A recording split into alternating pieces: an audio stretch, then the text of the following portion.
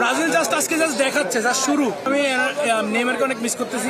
আমার এক্সপেকটেশনস অনেক বেশি ছিল আজকে, মানে অবশ্যই ডমিনেন্স করে খেলছি, বাট ওই হাইতি হিসেবে আমার অন্তত এক্সপেকটেশন ছিল অনেক বড় একটা স্কোর লাইন হবে, এটা হইতে পারে 7-8। কারণ হচ্ছে এখন যে পরিমাণ অবস্থা আমাদের অপোনেন্টগুলার, তাদের পারফরমেন্স আমাদের থেকে সোফার বেটার। আমরা এটা থেকে আরো ভালো বেটার করব অবশ্যই। তখন আরো বেশি আমরা সেলিব্রেট করতে পারবো, তখন হয়তো আমাদের বিজয়ের নিশ্চয়তা আরো বেশি হবে। সো এটা আসলে তখন আরো ভালো লাগবে। সবচেয়ে বেশি হ্যাপি লাগতো যদি এখানে আজকে নেইমার খেলতো। নেইমার আজকেও বেঞ্চে, এটার জন্য একটু খারাপ লাগতেছে। আর নেইমার থাকলে একটা স্কোর থাকতো, আর হচ্ছে দলের একটা আলাদা কি বলবো এনার্জিটা আরো বেশি থাকতো।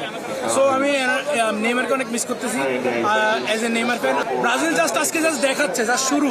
অ্যান্ড আমরা যখন ওয়ার্ল্ড কাপটা নিব হাতে, তখন ইনশাল্লাহ দেখবেন আসলে ব্রাজিল আসলে কি জিনিস।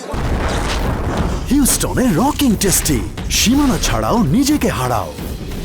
আমরা তো ভেবেছিলাম একদমই মনে হয় মানে কিছু গোল করবে না, যেহেতু এখন হচ্ছে ব্রাজিলের স্ট্রাইকার বলতে গেলে একদমই নেই। তো সেই অনুযায়ী আজকে তো অনেক ভালো খেলতেছে, আর জেতার সম্ভাবনা তো অনেক বেশি। নেইমার হচ্ছে লিজেন্ডারি প্লেয়ার।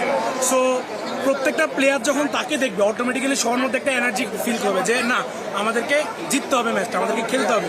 সো নেইমারের যে ডমিনেন্স পাওয়ার, সো তাকে ইনজুরি করেছে, তাকে